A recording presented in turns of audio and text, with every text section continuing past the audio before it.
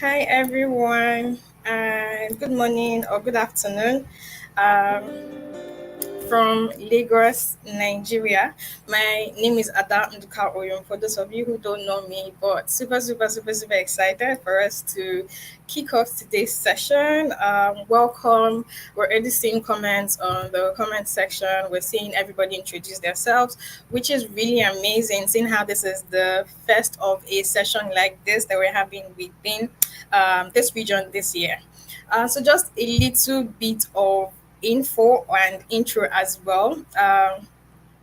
The essence of this session we're having is meant to be this year. Those of you who received my email, if you're coming from the GDG aspect or the Women Tech Makers aspect or the GDSC aspect, those of you who received my email, I mentioned how this year we're planning to have more general SSA office hours session that is going to be focused on helping you as community organizers improve on your technical or career skills. It's going to be quite different from the program office hours that you have for your individual programs, either as a GDG organizer or as a women technical organizer, and etc. But this one is going to bring together community organizers from across all of the Google developer programs that we run here in SSA. So please, including your community members as well. So please feel free to reach out to your community members and remind them to join this session. Today's session is going to be focused on designing payment experience, and we're going to be having somebody who has over 4 years experience. I know I already shared his bio with some of you, but for the sake of those of us who are just joining for the first time, I'm going to do a little bit of intro of who our facilitator for this session is before we bring him up on stage. So Peter is a product designer with over 4 years of experience designing digital products across finance, education, data, and other industries for people, organizations, and governments. He's worked with companies like Paystack, Pleo, Azimo, Okra, and even Softcom, and where he's helped them design this thing, payment products from digital wallet services to remittance products, etc., etc.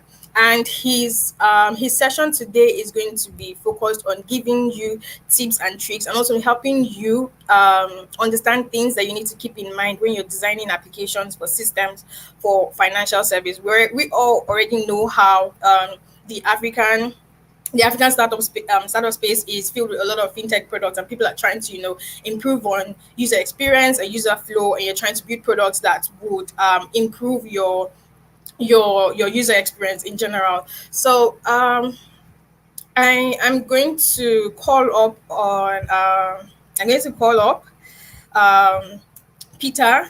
But in the meantime, I'd like to say hello to some of the comments that I'm seeing on the comment section. Just say hi to the people who joined in earlier on. I'm seeing Jesse from Tanzania. Hi, Jesse. I'm seeing Sheung from South Africa. Hello, Sheung. Welcome. GDG Aware is here, and that's amazing. I'm seeing GDG and WTM Kagera represented by Jessica. Hi, Jessica. Welcome. I'm also seeing Messi from WTM and GDG Nairobi, Kenya. Welcome, Messi. There is Bizawak. Hi, Bizawak from GDG and WTM Bahita. I hope I pronounced that very well. I'm also seeing Sophia from WTM Zara. There's so many ambassadors and organizers, and also this thing DSC lead, GDSC leads on here. It's pretty exciting, but please be sure to remind your community members to also join this, as it's not just for us as organizers, but also for your community members, because this is something career focused and not even specific to the Google developer programs here within the region. So please feel free to send them the invite link for them to join. And this conversation would also be available on this channel even after the session is over. So if any of your community members are not able to join, or for some reasons you're not able to stay through to the end, you can always visit it back to join. So I'm going to bring up Peter to the stage now. Hi, Peter. How you doing? Hi, Ada, how you doing? I'm good, thank you. Where are you joining in on this session from? All right, so I'm currently in Copenhagen, Denmark. That's where I live currently. Okay. All right. So, without further ado, I'm going to leave the stage for you, but I think you would want to share your slides so that I can bring your slides up stage and then hand everything over to you to just take up from there. All right, give me a minute. Can you see it now? Yeah, is it Yes, all good? yes. All So right. the floor is So all yours now. All right. Hi, everyone. My name is Peter. In case you didn't see the poster, I'm a product designer originally from Nigeria. I've been doing a lot of design for fintech, for financial services over the past couple of years. And I've noticed there are some tips, there are some tricks that you learn on the job, right? No one really teaches you how to do these things, right? No one tells you this is what to do when you're trying to design for finances. There's some things I've learned over the couple of years working on different things, on different products for open banking, for remittance services, for expense programs that I think everyone should know. All right, so that's what this talk is about. This is the agenda of this talk. So basically, that's what the talk is about, and why should you actually listen to me talk about it? Right, a couple of disclaimers about the talk, what the talk actually is, and questions, and in case you need to reach out to me. All right, so here's the first thing, right? So I love money, right? I love cash, and it's how money moves, right? How is money spent? How is money made? How does it transfer value? Why do people actually believe in money? Why do I believe? Why do I think if I give you 100 naira, or if I give you $100, you do something? Right? How does money grow from $100 to $200?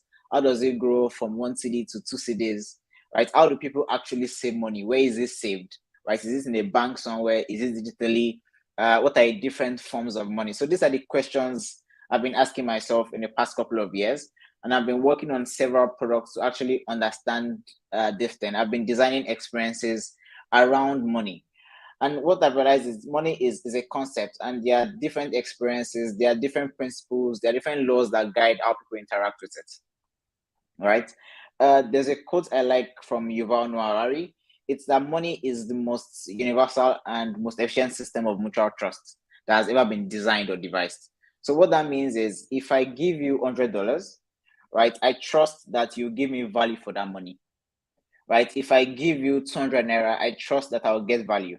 If you give me the same, there's trust. Trust is the keyword here that we need to keep in mind. When money is exchanged and or value is exchanged, money solidifies that trust between two people, whether they are people or their organizations or their countries. Right? That's what money is. It's a way to solidify trust. And if people are to use money in one way or the other, whether it's in your product or it's in your platform, they have to trust it. Right. So the entire talk is about how should you actually think about designing for payment experiences. It's not a guide. It's not a set of rules. It's how if you decide to work on a web banking app today, how should you think about going for it? How should you design for trust in that product? Right. And then why should you listen to me talk about these things? So, like Adam mentioned a bit earlier, I currently work at Pleo here in Copenhagen, Denmark. I've worked at Paystack, I've worked at Azimo, I've worked at Okra. These are remittance providers, open banking, financial services. I've also worked at a digital bank called AO. AO is also a digital bank based off phone numbers here in Nigeria. And also, I run Inflow. Inflow is a personal finance app that helps people and businesses understand their money better. So for me, like even in my career, it shows that I've been interested in everything money for the past 2 to 3 years. So I've pretty said a bit about myself for a while. So let's go. A little disclaimer about this entire talk I'm about to go through. So it's in no way laws or rules that are set in stone on design, right? It's things I've learned, things I keep in mind based on my own personal experiences. And whenever I see something new, I typically add to it. Or whenever someone says, what do you think about this? I don't think this works. I typically change my views. So it's just take this as a guide, right? When you're working on something. All right, so let's go into it.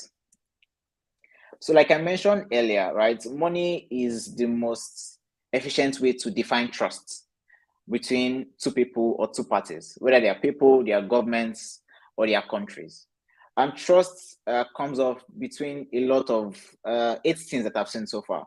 Trust is based off security, right? When I'm trying to use an app or a product, right, as a user, look at it from the user's perspective.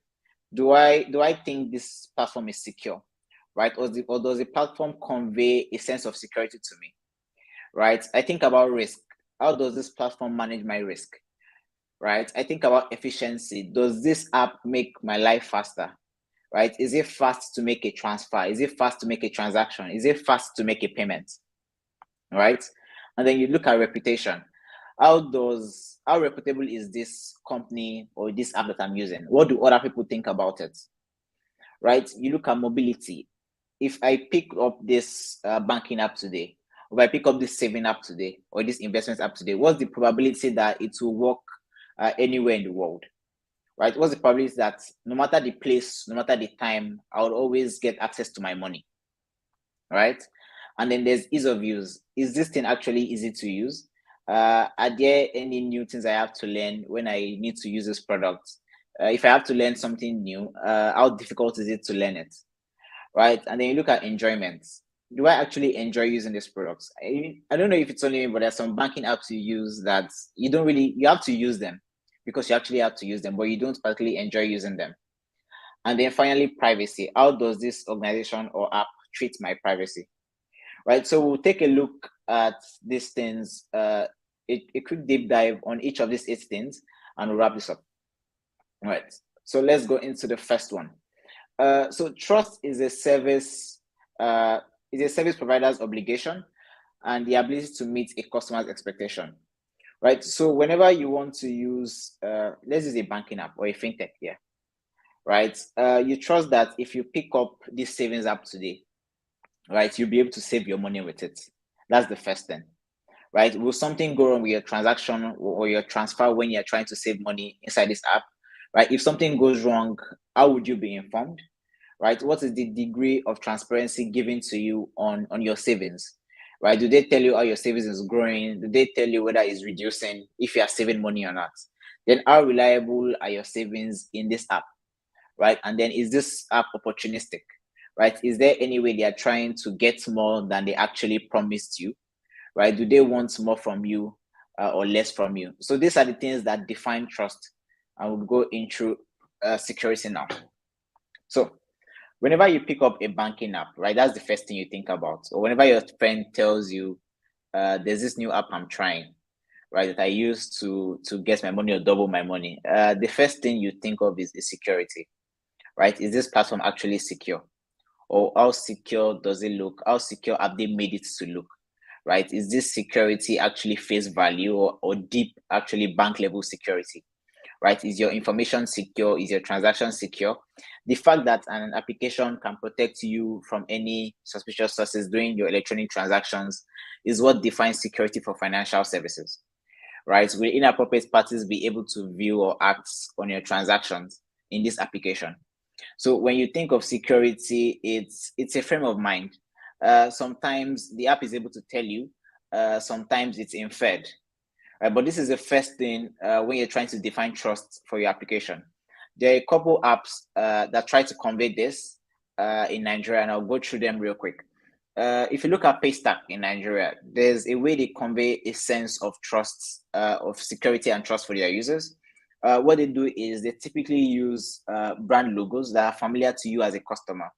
So if you look right there, you see secured by Paystack and you see logos you're familiar with: Visa, MasterCard, Apple Pay. These are brands, these are reputable brands. All right. When you see these things, you're like, okay, this brand has affiliated themselves with another brand and I feel it is secure. So as designers, we should try to make or convey a sense of security to our users, whether it's in product or out of product, right? You look at PiggyVest here in Nigeria as well. It's a savings app in Nigeria that allows people to save money monthly, weekly, or you could save Naira or other currencies, right? They have an entire page on security to tell customers that your safety comes first when it comes to your money. When it comes to your finances, we take it pretty serious. These are the things we do, XYZ. These are the systems we've put in place to catch fraud. Our systems are not fraudulent. They are quite secure. It can be hacked into, right? So when you're trying to certify trust with a user in your financial apps, right, you should try to convey a sense of security first. So let's go into the next one. That's risk. So risk for a customer is the expectation that something would go wrong, right, in my finances.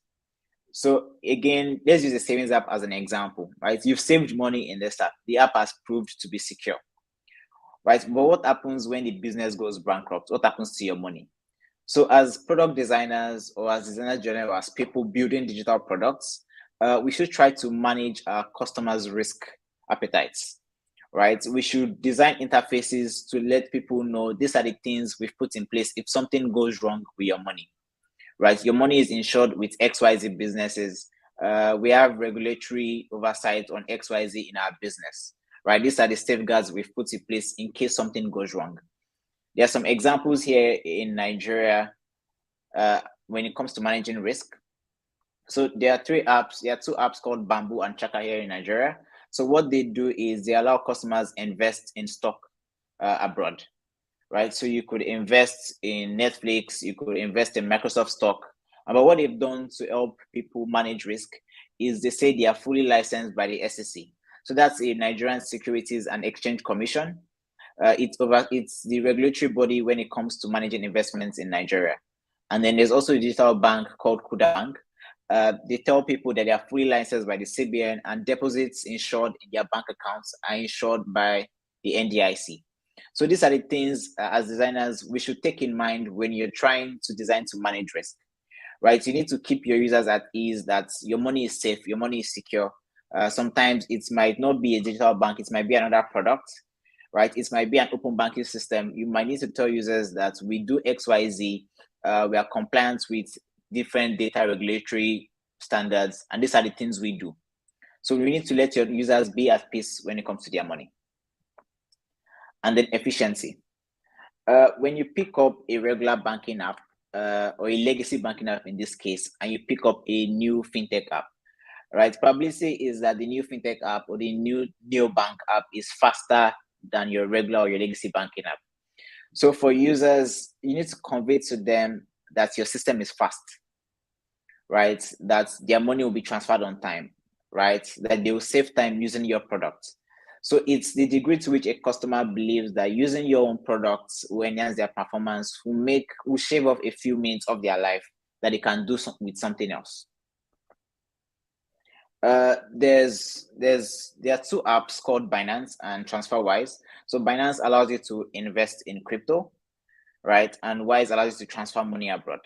So what they do here when it comes to managing efficiency is they tell users the amount of time it will take to send out money from one person to the other, right? Looking at TransferWise, there's a timeline. They tell you when you set up the transfer, when they've paid out the money to manage and show you that your time is way faster. Your time is important to us. And this is what we do to make sure that your money goes out on time, to make sure that value is delivered on time, right? You look at Binance, they tell you when your money is going to get into your bank account, right? I don't know if it's only me, but there are sometimes you send money from yourself to someone else, and you have to wait some days. You have to reach out to your bank, and there's always mess there, right? So describing to users, telling users, letting users know that this is when value would come in, right? Is a way to let them know that you value their time, you value them as a customer, and you are putting them at ease with their money, and they'll come back to you to put their money in your system or your application.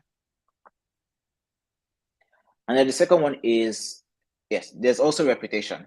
So how reputable is your app to other customers, right? How do other people think about your product? Are they using your service? When I'm looking for let me use Infra as an example here. So I run a personal finance app, and what I've noticed is people go on Twitter or on Facebook or Instagram or ask their friends and say, what app are you using to do XYZ? Right? The probability is your friends will tell you what to use. Right? And when your friends tell you what they are using, you want to use it more because in as much as you want to solve your problem, you'd also want to feel among. Right? You look at the Play Store, App Store ratings, how are people using this product? What is their experience? What is the online perception of this product? As product designers, there are ways to make this known to our customers, even inside our own products. Right? There's a brand here called CarryWise. It's similar to PiggyVest. So what they do is on the home page, they have testimonials letting people know this is how other people are using our products. This is what they think about it. Right? This way, they're also putting you at ease and letting you know Like, it's not just you, it's not just your friends. Random people out there similar to you are using our products. This is how they think about it. This is their feedback. This is their experience, right? They are comfortable using our product, and it's a way to let users know that it's not just you that has this problem. Other people have it, and they've used our product, and it works for them. All right, let's go into mobility. So mobility is the ability to use a payment system regardless of place or time, right? If you go back to your banking app example, when you make a transfer, what's the probability that it will go 100% of the time? And if it doesn't go 100% of the time, how is that managed? So sometimes we might not be able to design for every single scenario, but we can design to manage things in case something goes wrong, right? For example, if you use your bank card somewhere, your credit card or your debit card, would it work on another bank's POS? Right? If it doesn't work, how is the downtime communicated to you? In what ways are you concerned when you are immobile, when you're not able to use the product? Right? How does the company reach out to you? Right? So as designers, we're not just designing interfaces, we're designing experiences. Right? There's an app here there's a digital bank in Nigeria called Kuda Bank.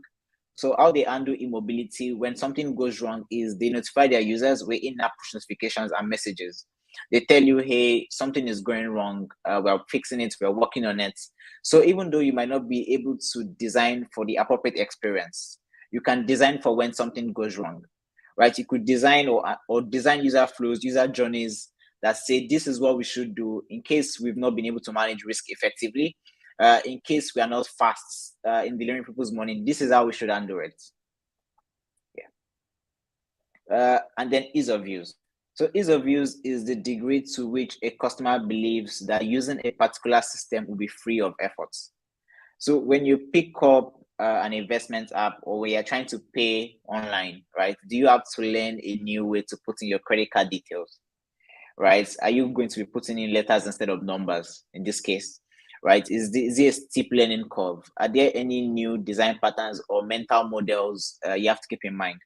There are some apps I have on my phone, right? That every time I pick it up, I have to learn something new. I have to learn how to use it again because I've forgotten, and it's not something regular. I have to ask other people, how do I use this thing? I have to reach out to support. So when we are designing products, we should keep in mind how other products currently work. How do users currently use those other products, right? And is the interaction clear? Is it understandable for people, right? And then into enjoyment. So enjoyment is a bit different here. It's you're trying to evoke feeling from your users. So is the extent to which an activity is perceived to be enjoyable without fear, right? When you pick up your banking app, right, you're trying to make a transfer. Do you smile? Are you happy? Are you sad about when you use this product? How do you actually feel? Right? What kind of emotion are you evoking from your customers? Are you actually excited to use this product? Because you learn something new, because you get an Easter egg, or does this product actually delight you? Right? There's a product in Nigeria called Abeg. So what Abeg does is they have nifty interactions, new user interfaces. Every time you pick up the app, even though there are new design patterns, right, you actually learn to use something new. You're actually excited to use the products. There's confetti everywhere once you've made a bank transfer. Things like this, I will make an app easy to use. I will make financial services really exciting to use for customers. And then there's also privacy. So when you think of privacy, it's not something we look at in Nigeria or in Africa as a thing, right? But I think it's one of the things we need to start looking at when you're trying to design a financial product, right? How do we convey to users that we won't share the data with other parties, right? Do you actually know all parties involved that will use the data that you've provided, right? What exact information do you need to provide for a financial service, right? Is the service collecting your your date of birth just to make a bank transfer? What do they want to use it for? So it's the degree to which an individual or a business believes that they have the rights to control the collection and the use of your personal information. And that's even when you disclose it to other people. An example of this is the open banking system called Mono. So what they do in this case is Mono allows you link your bank accounts to another app. So if you are applying for a loan, Mono would share your bank data with your loan app. But what's the probability that Mono will not share your bank data with a savings app or another bank entirely? So what they do to manage this risk is they usually do blog posts or videos to let people know how they treat your sensitive bank information. So this is another way for us as designers to think about the entire product experience. The product doesn't end when it's on the Play Store, on the App Store, or it's in production, or users are using it. It's about how they feel after the product has gone live. How do they use the product entirely? Yeah. So coming back to everything I've talked about, these are all the things that make up trust for people: security, risk, efficiency, reputation, mobility, ease of use, enjoyment, and privacy. These are what things people look out for when you're trying to trust a product. And if some of these things are wrong, then I'm sorry, your product won't get used, unfortunately. So as designers, we should take these things in mind. We should keep them in mind. In fact, top of mind when we're trying to design new products, or we're trying to build new products, or start new companies in financial services space. Yeah. So that's the end of my talk. In case you have any questions, you could ask it in the live chat. Yeah. So that's it for me. Thanks.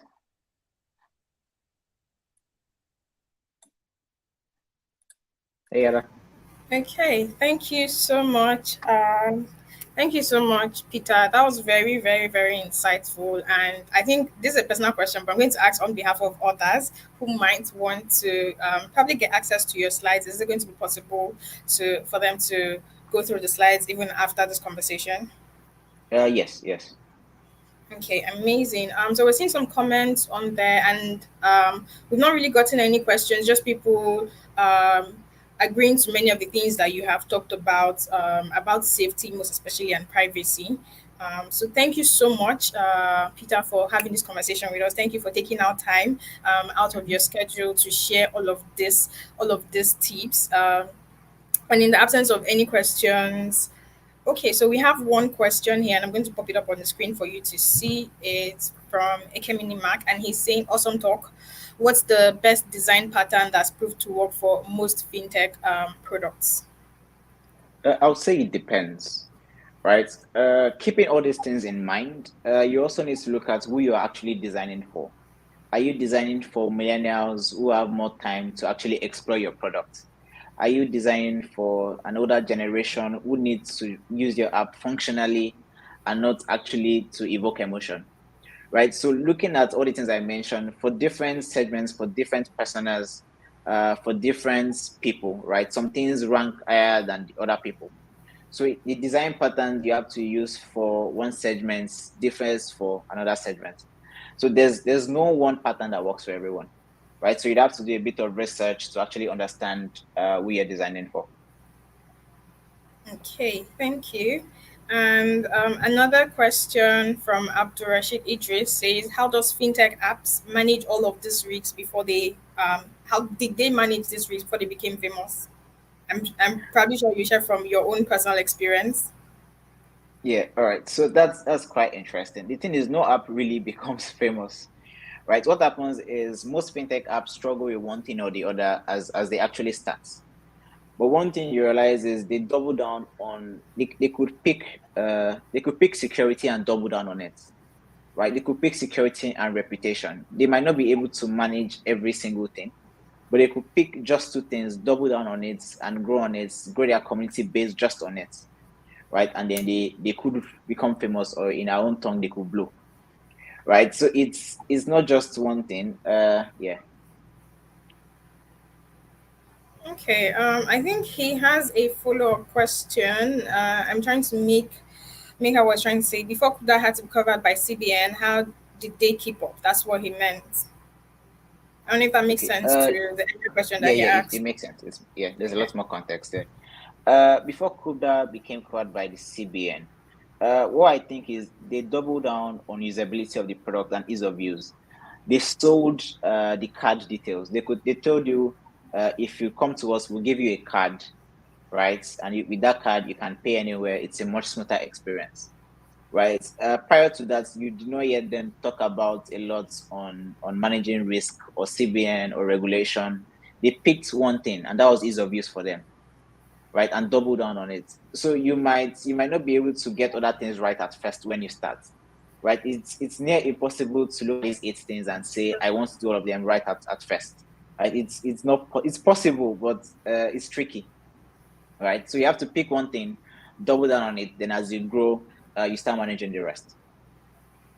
Okay, so we're getting quite a number of questions, and I'm going to keep popping it up. We'll probably take 3 to 4 questions before we call it a wrap. And then if you are available, they can reach out on your much preferred platform. So we have Okay. a question from Elijah. He's saying, aside from giving a perception that a product is secure, how can we ensure that product is actually secure? What best practices can you recommend? All right. I would say one, for financial services, right? There are a lot of regulations in place when it comes to security. There are licenses you need to have to actually, it's not just perception in this case, it's actual real life security. If you are dealing with data, for example, you need to have bank level security. If you are dealing with payments, you need to be PCI DSS certified, right? You need to have your PSSP licenses. So there are things that the CBN could outline for you, regardless of or whatever industry you are working with, that you need to do, right, to be actually secure when it comes to money. Okay. There's an interesting question here that I think is also something, because I've also been in the fintech space, and it's also something that I've been Mhm. very curious about. Like he's asking Eto Ole, he's asking, but most banking apps are made to include the unbanked and each transactions. How do we design with this inclusion in mind from millennials to old this thing users? Uh, you have to find balance. I think balance is the key word here, right? You need to make sure you need to make sure the old users find whatever they want to do very quickly, while maintaining delights and ease of use for your young people as well, right? So it's balance in this case, right? You need to make sure what you've built or what you've designed works for both people, and I think this is where research comes into play, right? Before you design a product, try to understand what do your older users keep in mind, right? You look at most apps, right? This is an example, right? For older users, you maybe it's not just me. My parents, for example, on their WhatsApp on their phones, this font size is quite big. I don't know if you noticed this, right? It's really big on their phones. It's not because they want it to be big, but because they need to read it, right? They need to find things pretty easily, right? So that's one of the things we need to do in our own apps, right? For older users, we need to make sure whatever we've designed works for them. Then for younger people, in the use case of Abeg, you need to make sure you are delighting them. You are showing them new things they can do with their money. Can they pay their neighbors? Can they pay for food on your app? Right. So you need to strike that balance and make sure, even though you are designing functionally for your older users, you are also designing delightfully for your younger users as well. Okay, so we have quite some interesting questions. Like quite a number of questions are coming in. He's asking, Kelvin is asking, what's the future of fintech with blockchain? I'm also seeing some specific Web3 questions here regarding your session, so I will pop that up. But for now, from your own POV, what do you think the future of fintech is with blockchain? I think there's a problem with ease of use, right? The average person does not understand it, right? There's a steep learning curve there's a ladder, right? And that ladder needs to be removed. People need to be able to pick up an app that utilizes the blockchain or that lives on the blockchain and actually understand it in their own language, right? Without having someone explain to them. If I pick up a crypto app today, for example, right? There's a high probability I have to go to Google to actually understand how this app works, or I have to reach out to a friend who is already using it to understand how it works. So there's a lot of ease of use that needs to be fixed when it comes to cryptocurrency and the blockchain. And I think that's one area that we as UX designers need to improve on. Yeah.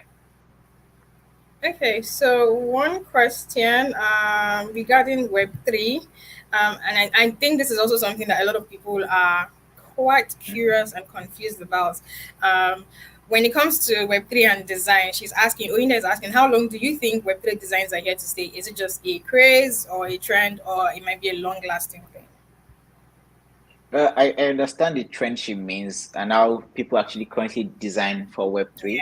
Yeah. But I'll say this is a personal opinion, right? As always, but I feel there's a lot of accessibility that needs to come into place, right? When it comes to Web3 design, right? Most of what I've seen is not accessible, right? I can't pick it up and actually understand what the app does. I have to take my time. I have to settle down to actually look at it to understand. I don't know if I can see colors quite. I think there needs to be a graphic representation to actually explain this thing. I don't know if anybody else gets what I mean. Yeah, there's a lot of accessibility that needs to come in for Web3 designs to stay. Okay, so away from the Web3 questions Yeah. and blockchain questions, there's a question from Anyedi, and just for you to share your POV and your tips as somebody who has a lot of experience in product Mm-hmm. design. If you had one thing to double down on as a fintech app design team lead, your strengths or your weakness, what would you personally choose as a team lead when it comes to design? I would say ease of use is first, right? Do people actually? Did you say who? Okay, what would I personally choose? I'll say ease Yeah. of use, right? Do people actually find it easy to use your app? Right. If I pick up an app, even though it's not, I consider myself an early adopter of a lot of things, right? But if I pick up something and I find that it's not easy to use, I drop it. If me, right, I'm not able to use it, then the random person will not be able to use your app, right? So as a design team lead, that's the first thing I'll look at, right? You look at the apps that have worked or the fintech apps that have worked here in Nigeria or Africa, right? They are easy to pick up and use. There's a low learning curve, right? You don't even have to learn anything. If you're making a payment on Paystack today, is your bank card. These are the details you need to put in, right? If you're making a transfer on a new bank's app, for example, So, these are the things sorry you to need cut to do. short, but I think the question is more Yeah. focused on your skills Oh, my as own a product strengths. designer. Yeah, so your strengths or weaknesses. I Mm. mean, there are lots of people on here who are also looking up to you and are trying to learn from you. They're also product designers, people who are either starting out their journeys as product Mhm. designers or already in the field and trying to like double down. So, from your POV, what are the things that you would say you personally choose in your strengths or weaknesses as a design team lead? As a design team lead, I would say understanding the problem and understanding who you are solving the problem for.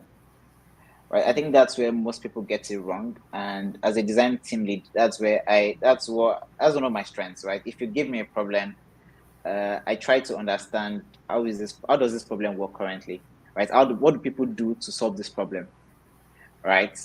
What am I solving this problem for, right? A lot of the times, young designers typically you are given a problem and you jump straight into Figma. There's no time to actually synthesize or ideate. You are Yeah. not understanding. You've already done one solution and that's it. That's what you've done final. So I would say for anyone trying to grow, understand the problem more, understand the problem space, right? What are you solving? Who are you solving it for? And what does it mean when you've solved this problem, right? Then you actually start work from there. So that's one of my strengths. And I would say visual design is another strength I have. I have over 4 years experience, means I've seen a lot of design patterns, right? I've seen and used a lot of products. So I know what kind of patterns to use when I encounter some scenarios, right? So as designers, try to use a lot more products, even though you don't try to find ways to use a lot more products, right? You learn new patterns. When you learn new patterns, you can bring them into your own products, right? Making sure your own users or whoever you're designing for don't have to learn new patterns, don't have to learn new things as well. Yeah. Okay, thank you. And just a reminder, quick reminder to everyone, this session is going to be available even after it's over. It's going to be available on this channel, so you can always refer other people to watch, people who missed it, or if you're looking to, rewatch it to just learn some more things, it's always going to be available. So I'm going to pop a few more questions and then we'll call it a wrap. So Abraham is asking, when designing fintech app, I think his question is more operations focused, if I'm correct, but Mhm. please feel free to share your own POV. How do you interact with banks knowing that they hold the funds and you are an online interface? So what process does the app need to pass before the bank releases the funds and all of that? Just tell the users, right? Write it in plain, bold texts that says we are not holding your funds, right? We are just an interface. Let users actually know what you do, right? If you are a wallet or if you are just a provider, I think it's important for your users to know what you do so they are not assuming, right? The moment your users assume, right, you're in trouble, your support team is in trouble as a designer because you've designed an experience that does not work, right? So for interfaces and where you need to do things operationally, let your users know who you are, and then I think it's also a way to manage risk, right? Because once your users think that you're a bank, for example, and you're holding their money, they will argue with you all day long, right? So as designers, try to be explicit about the product you are designing for. Let your users actually know what you do. Yeah. Okay, so the last question before we call it a wrap.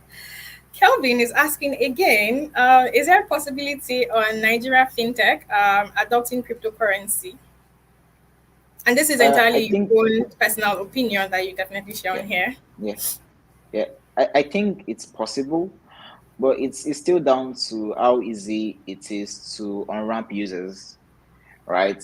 Currently, to transfer money into a crypto app in Nigeria is quite complicated, right? You need to think. It's some for some apps, it's not just a regular bank transfer, right? It's not a transfer I'm making from myself to my cryptocurrency app, right? So there are a lot of gaps we need to fix when it comes to how easy cryptocurrency is to use by regular people, right? What do they actually understand? Do they actually know what cryptocurrency means? Like looking at the word itself, cryptocurrency, it sounds so complicated, right? So there's a lot of, I won't say dumbing down that needs to be done, but things need to be simplified for it to happen. So it's possible. Okay. Simplifying the process. Thank you so much, Peter, for taking out time on this for this session. Super, super grateful. Okay, so there's one more question. Even though I don't think this question is as regards design, but Timila is asking, have you ever had an experience with attackers? If yes, how were you able to? How was the team able to recover or reduce the damage caused? Personally, I've not, but I've seen it happen. And one thing I know is a good way to mitigate this is communication, right? As a designer or a product manager or you're a founder, let your users know what actually happened and the steps you are taking to resolve it. Because what has happened, right? But now, are you going to keep it private in-house to actually manage it? And when it goes out that something happened, reputation is affected, right? So what you need to do here is manage reputation, right? Let your users, you manage reputation through communication. Let your users know what has happened, what you are doing engineering wise, what you are doing product wise to make their application more secure, right? So you have to communicate throughout the entire process of resolving the hack. All right, thank you. We're still seeing some questions coming, but because of time, we'll call it a wrap here. How can viewers, reach out to you if they have more questions, or they're trying to like find out more or trying to connect with you? Do you have a preferred platform or a means of reach for them to reach out to you? You could send me an email. I think that's the fastest way to reach me. I'm barely on Twitter these days. I have my email. Let me share my email. Okay. I'm going to share my screen that I can post my All right, email. sure. Yeah, so that's my email. Yeah. Okay, so if anybody's looking to, have more conversations or has more questions to ask Peter, you can reach out to him on olishasonpeter@gmail.com. Thank you so much, Peter. Thank you for taking out time to have this conversation with us. It was really, really insightful. I learned so much, and I'm definitely sure a lot of people also learned a lot as well. Thank you, everyone, for joining us today. We would definitely try to make sure that we have as much more of these conversations as possible. And like I said earlier on, not just limited to community organizers on the Google Developers Program, but also to community members as well, and literally anyone who is interested in tech or interested in conversations that will be happening. And lastly, please do not forget to subscribe to this channel so that you get more updates regarding sessions like this. Thank you so much, Peter, and enjoy the rest of your day, everyone. Bye.